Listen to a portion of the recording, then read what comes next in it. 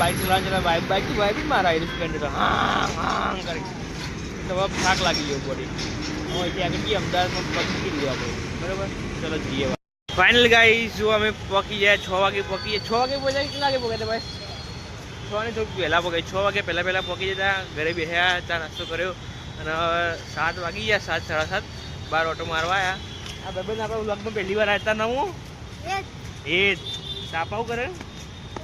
પોલીસમાં પોલીસવાળો છોકરો લે તો હોય જવાનું એટલે ફરતા ગાર્ડનમાં આવ્યા જો બરાબર